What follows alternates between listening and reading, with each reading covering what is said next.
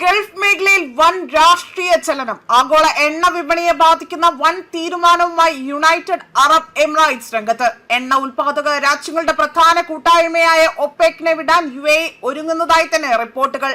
59 വർഷത്തെ ദീർഘകാല അംഗത്വത്തിന് വിരാമമിടുന്ന ഈ നീക്കം ഗൾഫ് മേഖലയിൽ പുതിയ ശക്തി സമവാക്യങ്ങൾ സൃഷ്ടിക്കുമെന്ന വിലയിരുത്തലാണ് ഇപ്പോൾ ഇവിടെ ഉണ്ടായിരിക്കുന്നത്.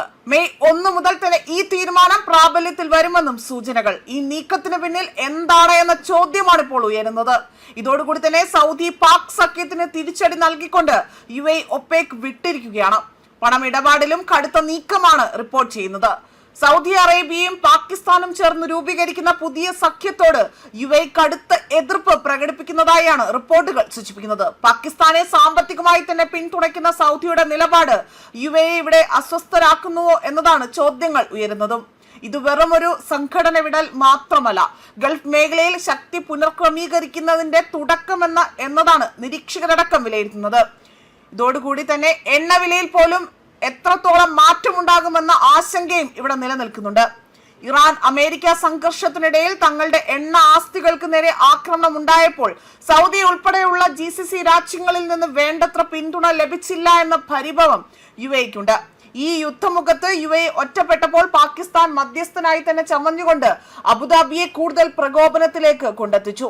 തങ്ങളുടെ സുരക്ഷയെ ബാധിക്കുന്ന വിഷയത്തിൽ പാകിസ്ഥാൻ സ്ഥിരീകരിച്ച ഇരട്ടത്താപ്പാണ് UAE ഇപ്പോൾ കൂടുതലായി തന്നെ ചൊടിപ്പിച്ചിരിക്കുന്നത്.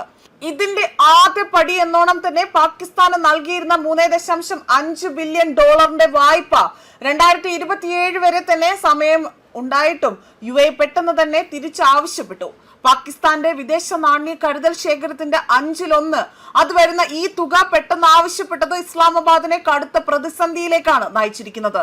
എന്നാൽ ഈ ഘട്ടത്തിൽ സൗദി അറേബ്യ പാകിസ്ഥാനെ സഹായിക്കാൻ രംഗത്തെത്തിയത് UAEയും സൗദിയും തമ്മിലുള്ള അകൽച്ച കൂടുതൽ വർദ്ധിപ്പിക്കുകയും ചെയ്തു. സൗദി അറേബ്യയും പാകിസ്ഥാനും തമ്മിൽ അടുത്തിടെ തന്നെ ഒപ്പിട്ട പ്രതിരോധ കരാറും UAE കൂടുതൽ ആശങ്കപ്പെടുത്തുന്നുണ്ട്. പാകിസ്ഥാന്റെ പക്കലുള്ള ആണവായുധങ്ങൾ റിയാദിന്റെ സുരക്ഷയ്ക്കായി തന്നെ ഉപയോഗിക്കണമെന്ന വ്യവസ്ഥ ഇതിലുണ്ട് എന്നതാണ് സൂചനകൾ.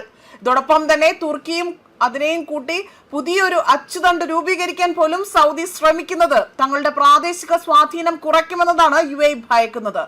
യമനിലും സുഡാനിലും അവിടെ നിലനിൽക്കുന്ന ആഭ്യന്തര യുദ്ധങ്ങളിൽ സൗദിയും UAEയും വിരുദ്ധ ചേരികളായാണ് പിന്തുണയ്ക്കുന്നതെന്നതും, സുഡാനിൽ UAE അതേപോലെ തന്നെ RSF പിന്തുണയ്ക്കുമ്പോൾ സൗദി സുഡാനീസ് സഖ്യത്തിന് അല്ലെങ്കിൽ ആ ഒരു സൈന്യത്തിനോടൊപ്പമാണ് എന്നതും ഈ തർക്കങ്ങൾക്കെല്ലാം തന്നെ ഒടുവിൽ എണ്ണ ഉൽപാദനത്തിലും പ്രതിഫലിക്കുന്നതായി തന്നെ സൂചിപ്പിക്കുന്നുണ്ട്. അതുപോലെ തന്നെ സൗദി നേതൃത്വത്തിലുള്ള ഒപെക് നിശ്ചയിക്കുന്ന ഉൽപാദന നിയന്ത്രണങ്ങൾ തങ്ങളുടെ സാമ്പത്തിക താല്പര്യങ്ങൾക്ക് വിപരീതമാണ് എന്നതും ഇവിടെ UAE പരസ്യമായി തന്നെ പ്രഖ്യാപിക്കുകയാണ് ചെയ്തിരിക്കുന്നത്.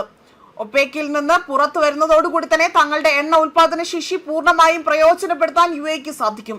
ഇത് ആഗോള എണ്ണ വിപണിയിൽ സൗദി അറേബ്യയുടെ വലിയ രീതിയിലുള്ള ഒരു അപ്രാമിത്വത്തിന് വെല്ലുവിളിയാകുമെന്ന സൂചനയാണ് പുറത്തു വരുന്നത്. ന്യൂസ് ഡെസ്ക് കർമ്മ ന്യൂസ്.